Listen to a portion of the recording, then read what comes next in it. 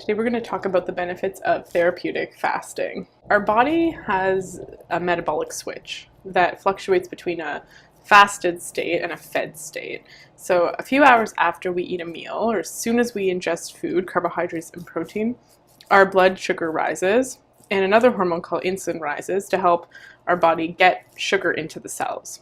Insulin encourages our body to build up tissues and to store the food energy as fat. So a few hours after meal, when we start to enter a starvation state or a fasted state, we start to break down that glycogen. And once our glycogen is depleted, we start to tap into our fat stores. We start to burn our fat for energy, creating something called ketone bodies, which then fuels our brain cells and our bone cells and all the cells in our body. Throughout most of our evolutionary history, we spent time in the fasted and fed state. We'd go days and weeks and maybe even months without food while we tried to find something else to eat. So therefore our bodies learned to take the food that we ate in times of plenty and store it for times of fasting. In our modern society, especially in North America, there's this sort of abundance of food around us all the time. Even in the 50s, people would eat 3 meals a day. They would not eat between meals, and so their body would get used to tapping into some of the storage molecules, the fat and the glycogen that it put away for later. But now we're told to eat every 2 to 3 hours, and we're constantly eating, and there's 24-hour convenience stores and drive-thrus, and we're rarely spending any time in the fasted state. Researchers are looking into the physiology of fasting and how some of the physiological states that fasting induces can actually be helpful for our health, for treating certain diseases such as cancer and autoimmune disease, and for actually improving health longevity, so that's staying healthy into our later years and living longer. A researcher called Dr. Valter Longo in California did a remarkable study in patients with cancer who were undergoing chemotherapy, and he had these patients fast for 2 to 4 days, so it was an average of 3 days.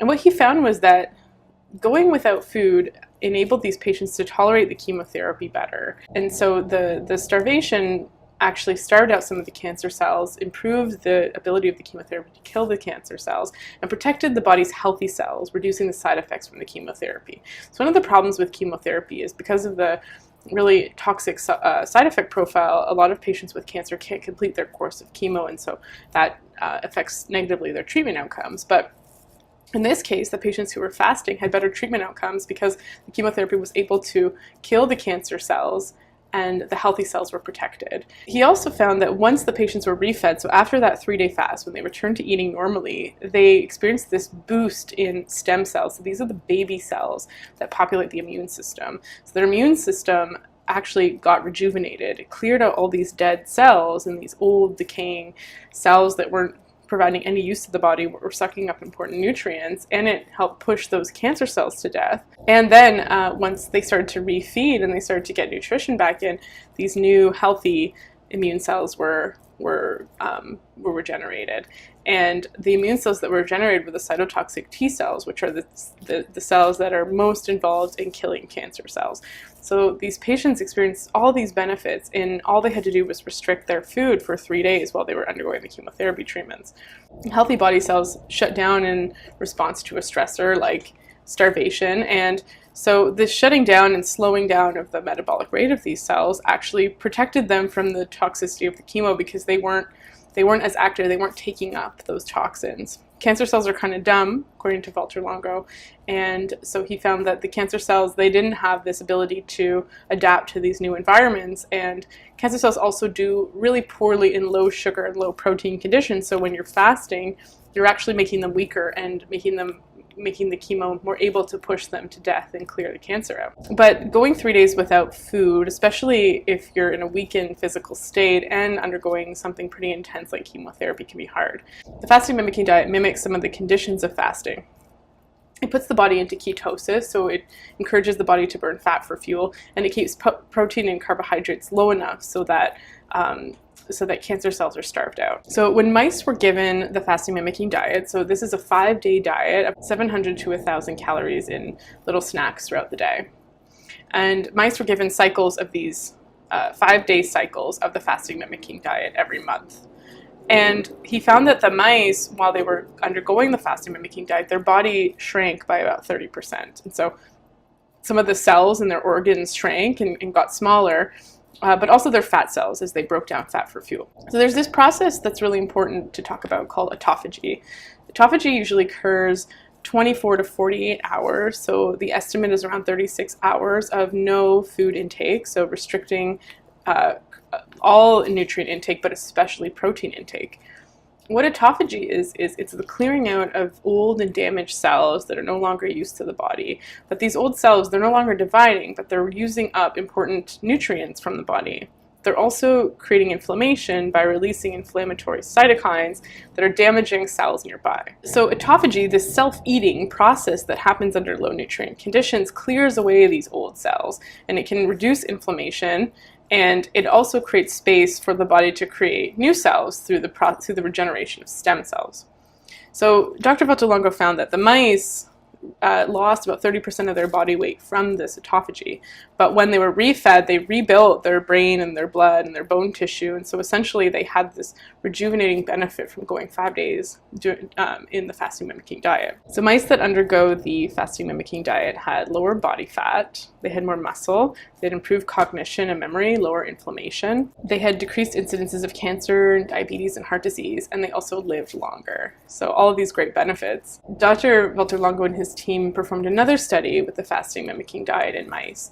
He induced multiple sclerosis in these mice. Multiple sclerosis is an autoimmune condition where the body's own immune cells attack the myelin sheath, which coats the nerves. So this disease has a twofold process. One is that the immune system is rogue and attacking self, and the other is the damage to the nervous system imposed by the immune system. So when the mice underwent the fasting mimicking diet, the rogue immune cells were killed off, and upon refeeding, new immune cells were built that weren't attacking self, so they weren't autoimmune cells, and they actually started to repair the myelin sheath, this nerve coating that's damaged in multiple sclerosis.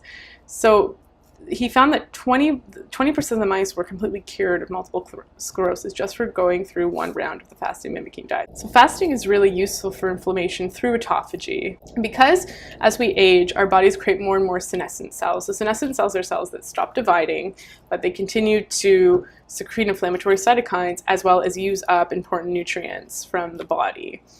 So what happens to a cell when it ages is it can go one of three ways. It can die in a process called apoptosis. It can simply stop dividing but kind of lie dormant, sucking up energy and creating inflammation and become senescent, or it can continue to divide out of control and become cancer.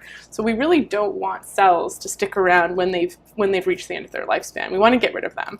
So autophagy is this process of clearing out old cells, because when the body is in low protein conditions, it starts to eat itself, recycling these old cells down to their parts so that they can be used recycle the proteins and the nutrients inside these cells. So the body is under this incentive to look for resources. The fact that cells become senescent is one of the underlying causes of the negative health effects we see as people start to age, right? So there was one biomarker that predicted if you were going to live to over 100 years old, and that was inflammation. So adults who had lower levels of inflammation had more of a chance of living to over 100 years old.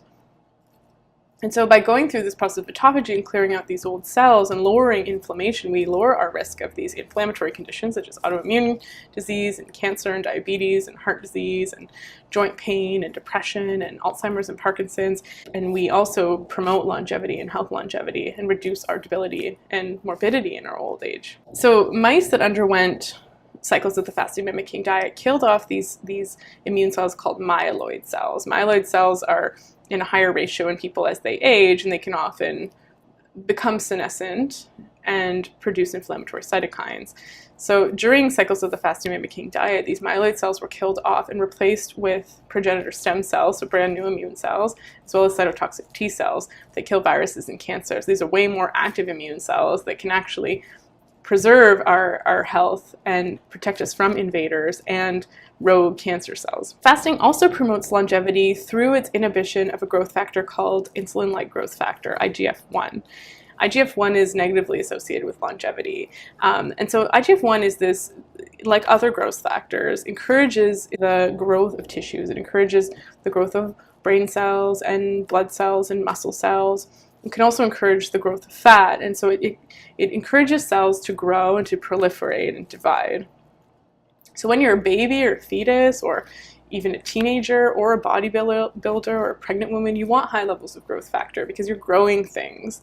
But when you're in your older age, you don't necessarily want to grow things. You want to preserve the muscle mass that you have, but you don't want to be encouraging growth because high levels of IGF-1 encourage, they stop cells from dying. So they encourage the senescence, and they also encourage cells to potentially become cancerous. Some mice that have had growth factor genes knocked out actually lived 40 to 50% longer than mice who had active growth factor. So keeping IGF low is really important if we want to live into our old age. And we keep IGF low by reducing our carbohydrate and protein intake. So fasting, because of its low insulin, low glucose, and low amino acid conditions, can actually help maintain low levels of IGF-1. So we saw this in healthy humans that underwent the fasting mimicking diet and periods of fast. They had lower risk factors for cardiovascular disease. So they had lower blood pressure, lower cholesterol, lower triglycerides.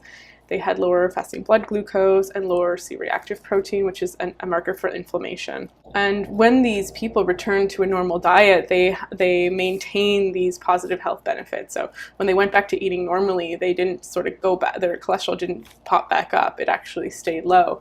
And that was just undergoing 5 days of the fasting mimicking diet every month. So another way that fasting keeps us healthy is it improves our resilience to stress. So there's a process called hormesis in which small beneficial stressors such as exercise, fasting, extreme temperatures, and even some of the phytonutrients from plants like flavonoids that are just slightly toxic enough to induce some kind of stress on the body. These induce a response from our genes that upregulate these anti-inflammatory and antioxidant pathways that are greater than what we need to deal with the stressor. So they provide this net therapeutic benefit to us. Fasting is one of these processes that induces hormesis. So we get this stress that we apply to the body that actually boosts all of these self-healing pathways in the body. And so one of these pathways is the FOXO gene. So FOXO gene, it actually upregulates some of these hormetic reactions such as DNA repair and antioxidant production, and it lowers inflammation, increases the immune activation. And the FOXO also increases the production of mitochondria. And it also induces something called mitophagy, which is very similar to autophagy, except instead of cells being eaten, mitochondria, which are they're basically these furnaces in our cells that take the energy from the food we eat and turn it into energy that we can use, ATP. And they digest these old, like, sluggish mitochondria that aren't working well, and they regenerate the mitochondria and actually increase the amount of mitochondria in our cells. And so it actually increases our energy burning potential. So we only get this mitochondrial biogenesis through fasting and intense exercise and extreme hot and cold. So if we're just sort of living a life where we're not inducing any kind of eustress or positive stress to ourselves, then we're not going to get this mitophagy and mitochondrial biogenesis, which will actually improve our energy and our endurance. So obviously, if you don't eat, one of the side effects is that you'll lose weight, which makes fasting a useful tool for weight loss. There's a lot of myths about restricting food intake for weight loss, and one is that your metabolism will slow down, and another is that you'll lose muscle mass, or you'll just gain the weight back once you return to your regular diet. And so there's a nephrologist in Toronto called Dr. Jason Fung. He wrote a book called The Obesity Code, in which he studies the effects of fasting on treating type 2 diabetes and also for helping with weight loss. And we know that one of the complications of type 2 diabetes is kidney disease. And so as a nephrologist, he's very interested in how he can prevent patients from coming in when it's too late. They need things like dialysis or kidney transplants. And so Dr. Fung found that fasting doesn't have some of those negative effects as calorie restriction. So we've been told that in order to lose weight, we have to follow this simple equation of calories in versus calories out.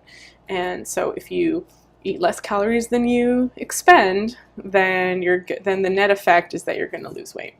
But that our body doesn't exactly work that way because of a hormone called insulin. So insulin is a storage hormone. When it's high in the blood, we store fat and we build up our tissues, and we inhibit the breakdown of fat. But when insulin's low, then we can tap into our glycogen stores, breaking down those long-chain carbohydrates for energy. And when those glycogen stores are used up, so usually that's when we've been fasting for 10 to 12 hours, we start to tap into our fat stores and burn our fat. And that's when we start to notice the weight loss benefits. So if you're maintaining a calorie deficit overall, but you're eating every 2 or 3 hours, you're never getting those low insulin conditions where the body can actually start tapping into your fat stores. When you restrict calories or restrict food intake for periods of time long enough to get those low insulin levels, you can actually start burning fat. He also found that surges in a hormone called growth hormone encouraged muscle growth or prevented muscle loss. So anytime you lose weight, some of it's going to be muscle, because our body takes protein and turns it into glucose to keep blood glucose level. And that's through a process called gluconeogenesis. So anytime you're going without food or you're taking in inadequate calories, you're going to be losing a little bit of muscle. But he found that patients who fast had surges in growth hormone, which prevented them from losing as much muscle as patients that were just doing a simple caloric deficit. He also found that metabolism didn't drop as much, and that was from the muscle sparing, but also from a hormone called norepinephrine that boosts energy and keeps metabolism high. And so when you don't experience that drop in metabolism that's really common with caloric deficit, you're able to maintain a weight loss. Going without food is not easy. As soon as you try and skip a meal, the first thing you're going to notice is how hungry you are and how much you're craving food, and how much everyone's eating and how great everything smells and how many restaurants there are. But there are simple ways that you can get the effects of fasting without doing a fasting mimicking diet, or without doing a 3-day water fast, or without doing alternate day fasting, or sort of like restricting food intake. And one is something called time restricted feeding. A researcher called Dr. Sachin, Panda in California, did a study on rats where he fed them this really high lard, high sugar diet to see what the effect would be on these rats. But the thing was, the rats were just allowed to eat whenever. So they had their food out and they had their food allotment, and they could kind of graze throughout the day, or rats eat at night. So they were kind of grazing throughout the night. And of course, these mice were obese, and they died sooner than you would expect a mouse to die. And they had the mouse equivalent of diabetes and the mouse equivalent of heart disease. And so that's what you would expect. You feed an animal a crappy diet and it doesn't do as well. But when these mice were given the same exact diet, the same crap diet, the same amount of calories, the same amount of food, but only allowed to eat for 12 hours out of 24, so they ate for 12 hours during the nighttime, so their feeding time was time restricted, they didn't have any of these negative outcomes. So the mice that were fed the time restricted diet were 70% leaner, they didn't have heart disease, they lived just as long as mice fed their regular proper mouse chow, and they didn't have any of the negative health effects. So this is pretty incredible, because it turns out that it might be when we eat and how often we eat that predicts how we do as we age, rather than what we eat. So more investigations showed that mice that were restricted to eating for 8 to 12 hours a day had less body fat, they had more lean mass, they had better mitochondrial function, better cardiovascular function, they had better glucose control, less inflammation, they had higher levels of ketone body production, better cellular repair, and they had more antioxidant production. So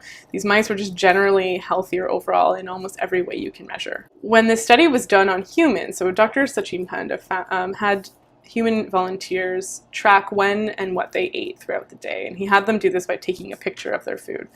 And he found that most people in North America tend to eat on a 15-hour clock. Essentially, we're eating all the time, and we just stop to sleep, and maybe for an hour when we wake up in the morning. So we're constantly feeding ourselves.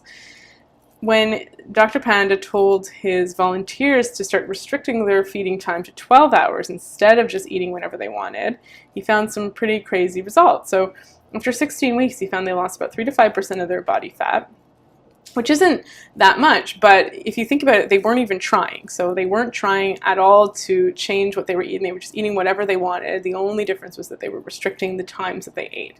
So they lost about up to 5% of their body fat, and they slept better, and they woke up feeling more refreshed. So Dr. Sachin Panda finds that just like our brain, our digestive hormones, like our liver, are on this circadian clock. And so our liver starts to make its hormones to digest food and to absorb nutrients and to make some of the hormones we need to digest things once you take the first bite of food or the first sip of non-water beverage. So your first sip of coffee. First sip of coffee, the liver clock starts.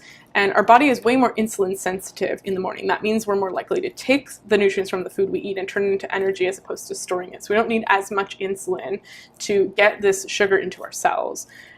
Later on in the evening, however, we're way less insulin sensitive. So if you have diabetes or if you're overweight, you're more likely to store that energy from the food that you're eating.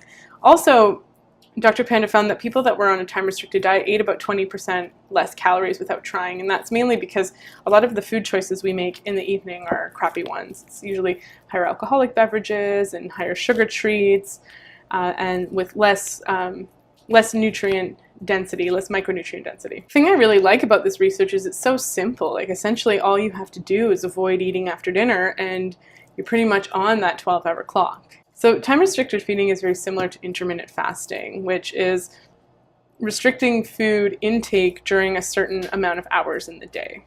A very popular one is the 16-8 fast, which is 16 hours of fasting and 8 hours of feeding time. But anything from